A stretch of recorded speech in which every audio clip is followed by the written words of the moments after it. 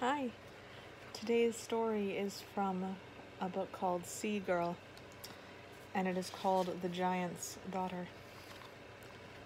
A long time ago, giants and trolls dwelled in the high mountain forests above the northern fjords. They kept to themselves and had little to do with the people who lived in the valley below, except to scare them now and then. Gina was different. She was quite curious about the humans living in the little houses down in the valley and along the shore. Of course, she was still young as giants go, and not fully grown. That would explain her foolishness, thought her father. She has the curiosity of a bear cub, grumbled her mother. But it's very unnatural to bother with humankind. Have nothing to do with people, advised the elder giants. Small, stupid creatures, frightened by a boulder thrown or a sheep carried off. Nonetheless, on clear days, young Gina would sit on a rock at the lower edge of the forest, watching the people below go about their daily work. It seemed to Gina that these people had a splendid time. The maidservants especially caught her attention, moving about from dairy to stream, laughing together as they worked. The work is so easy. I could do it with one hand, thought she. And so many kinds of food just for the taking. Gina, it must be admitted, was a little greedy. She loved to eat. She was also quite stubborn. Once she had made up her mind to go down to the village below, no one could dissuade her.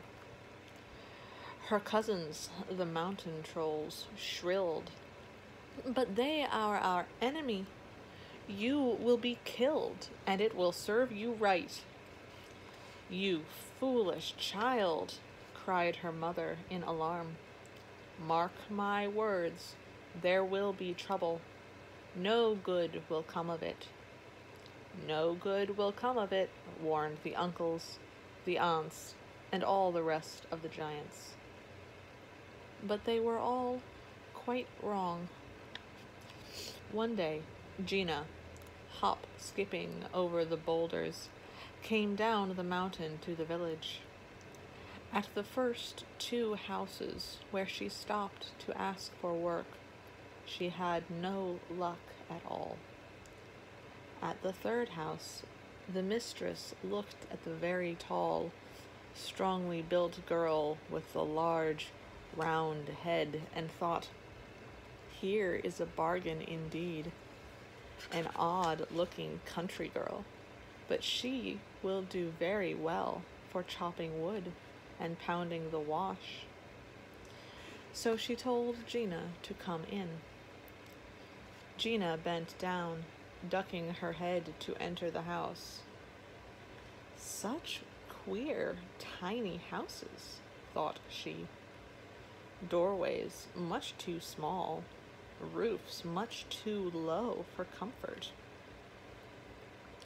Gina was set to work at once, but it was not many days before the mistress regretted having taken in the strange girl. Gina chopped wood with a will, but so violently that the chunks flew in all directions. One struck a rooster stone dead.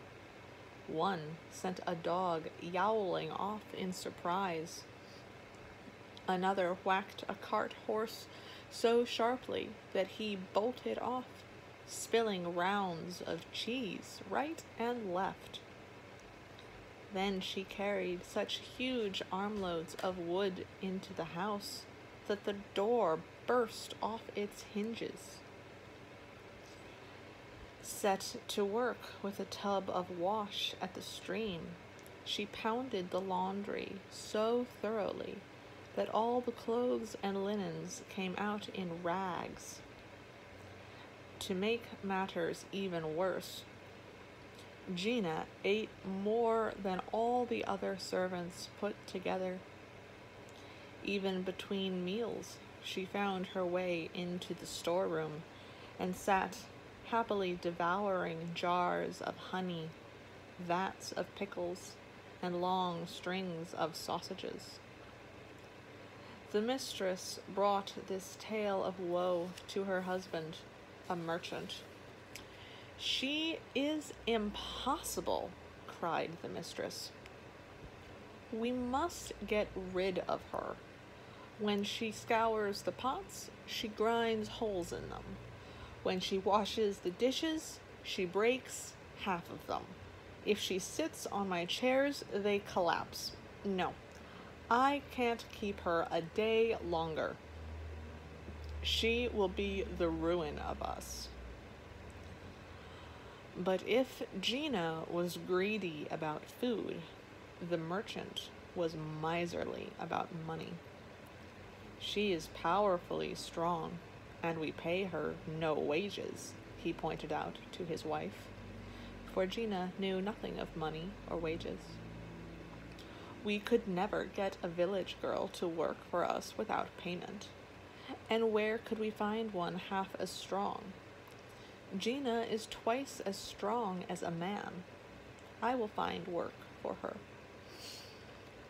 So although the mistress complained bitterly about the havoc Gina caused and wanted to get rid of her at once, the merchant insisted she be kept on.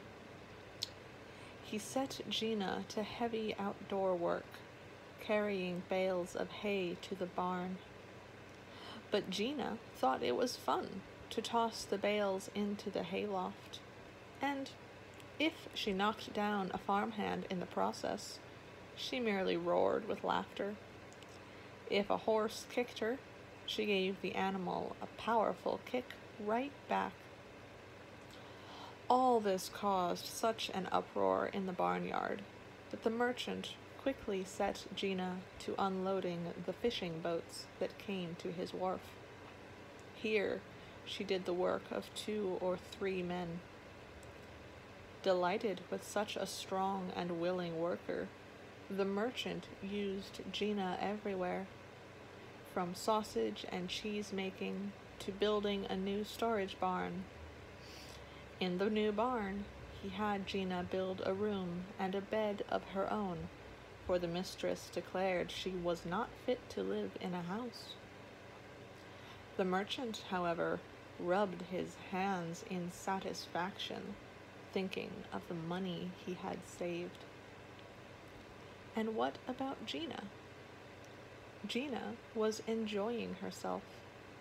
The heavy work did not bother her at all. She joined in the village dances, but swung her partners with such vigor that they whirled away across the field. After that, partners were hard to find.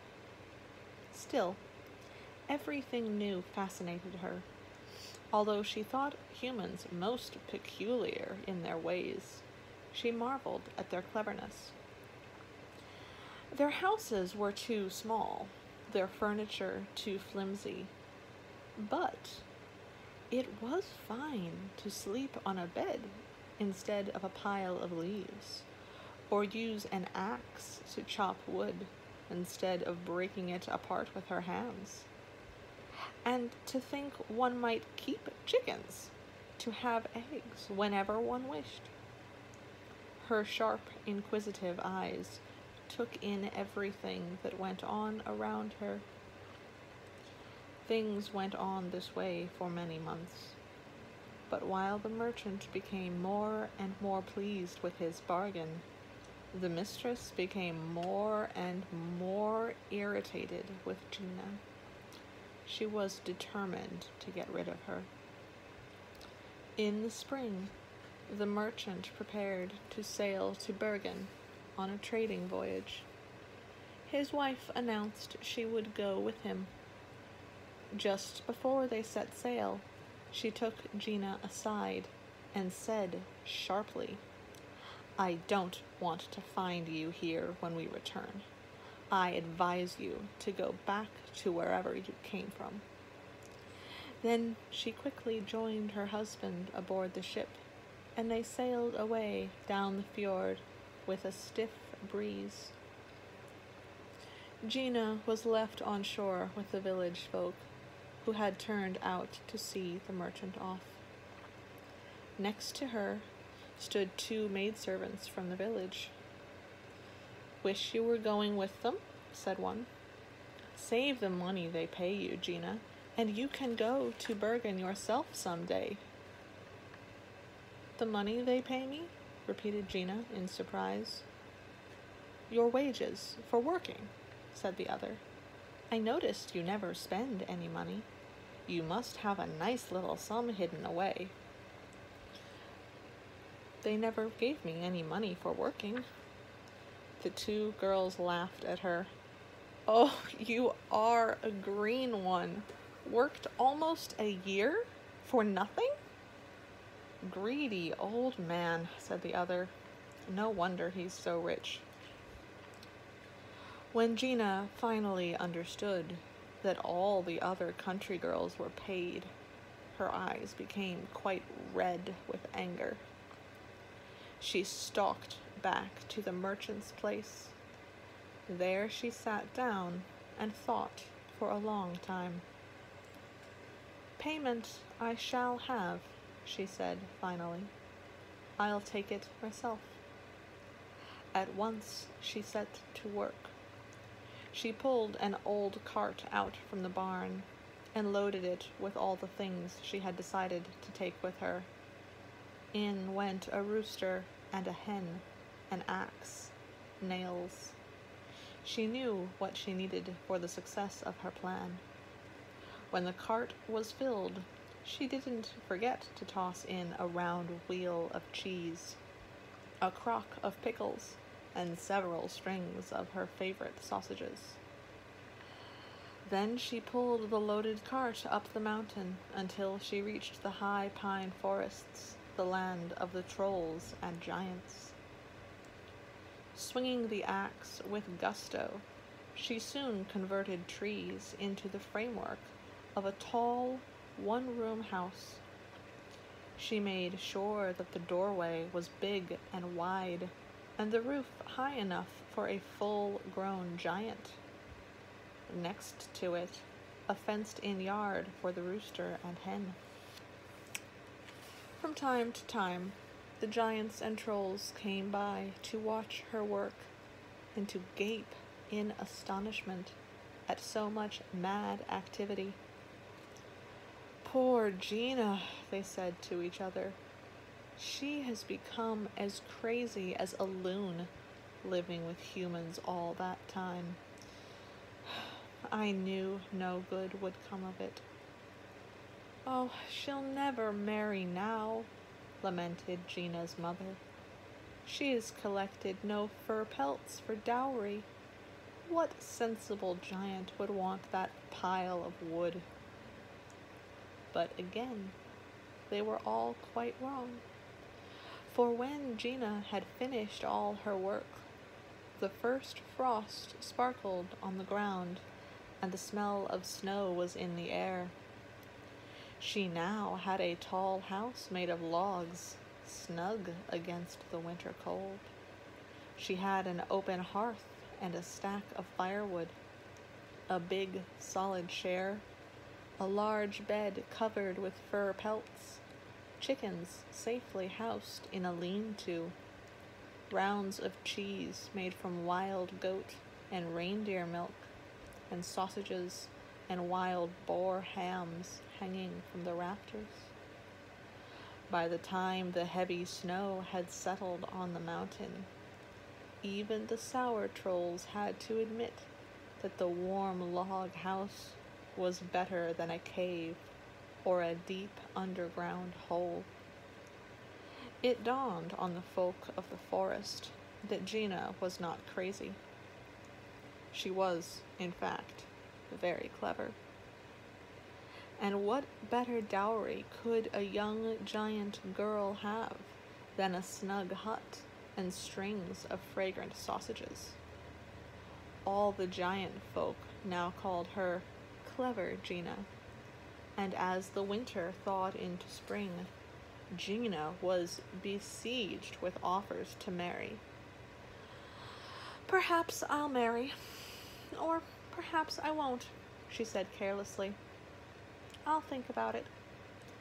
And since the young giants were very eager to bring her rabbits or wild boar or other game in exchange for eggs, cheese, or the loan of her axe, it seemed to Gina that thinking about it was a very good arrangement indeed. The end.